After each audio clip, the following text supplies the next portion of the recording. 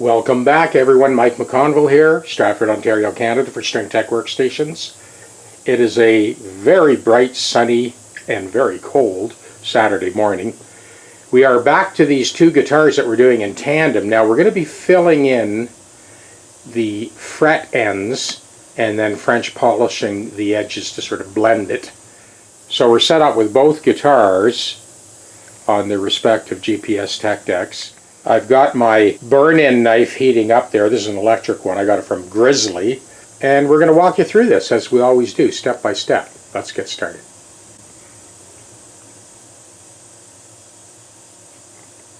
Now that I've loaded each fret end with enough material to fill, now I just barely touch that and let it flow in underneath the frets. I'm going along. So the second time through I'm just touching it and letting it flow underneath the tang of each fret. We're not leveling yet, we're just letting that flow in underneath the fret.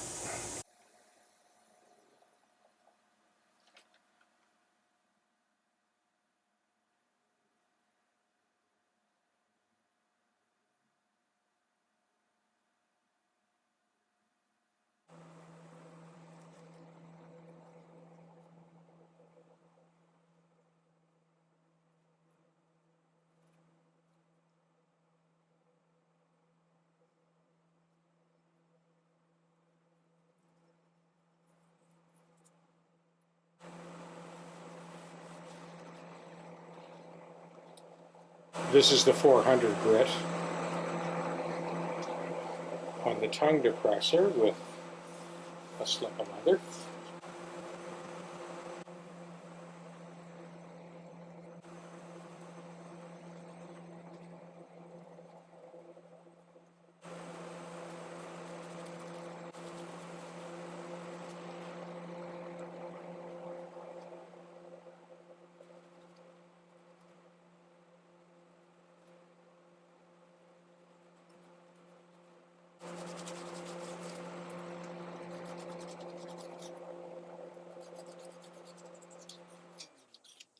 To be honest with you, it's the first time I've actually used these emery boards that you pick up at the dollar store.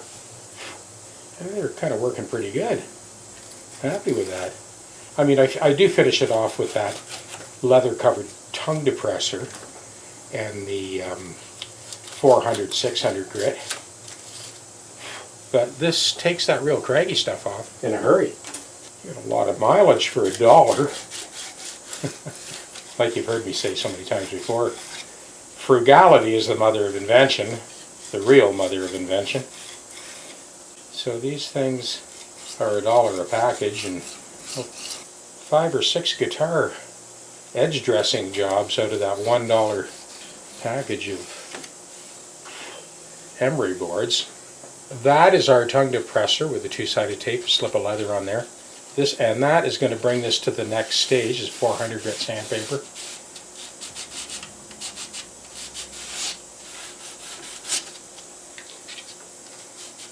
I'm happy with that.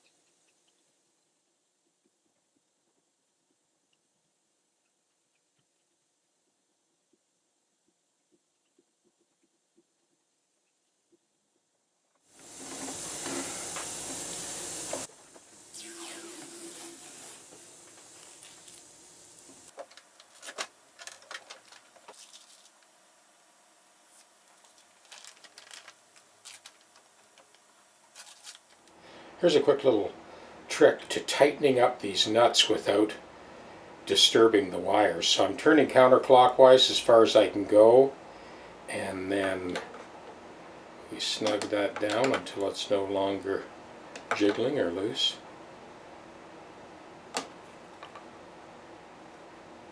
That's it, problem solved. You want to lift these up ever so slightly before you snug them down. There we go. Taking care of this one, I think was, yeah, this one's fine. Back to calibration. Okay, here's second time around on this first string and octave. Boy, we just squeaked by on that because that saddle is as far forward as it can go. But we're 100% all the way across. Now we start getting some readings on that compensated nut.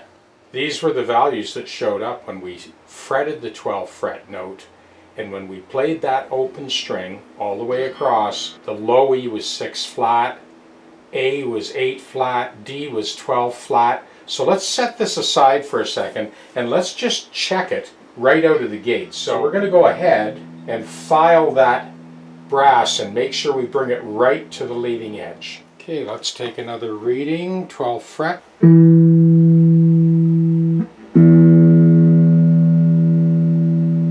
4-cent sharp, 5th string.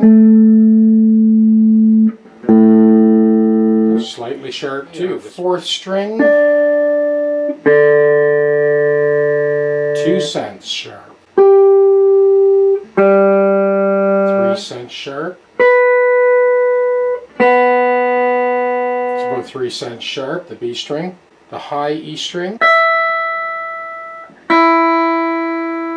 about 7 cents sharp.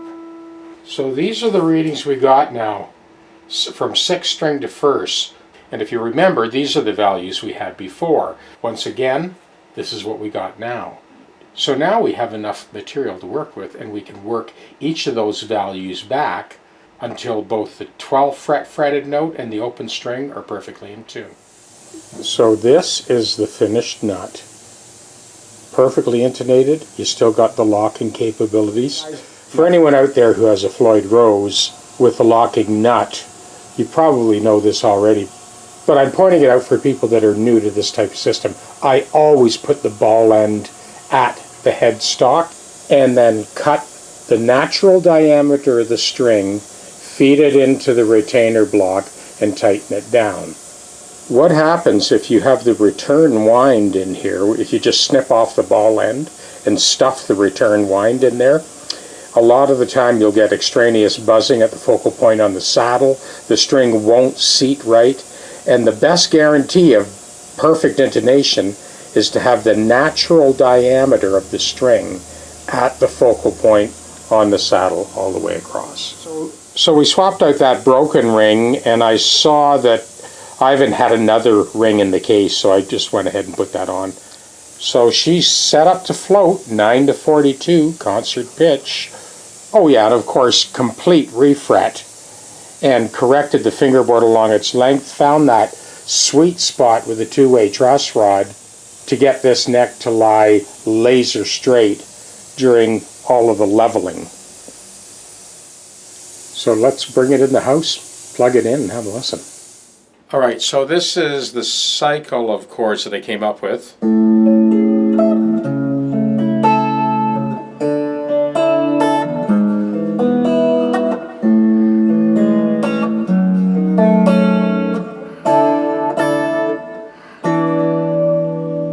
So I've looped that. I'll just play through it again. A little slower.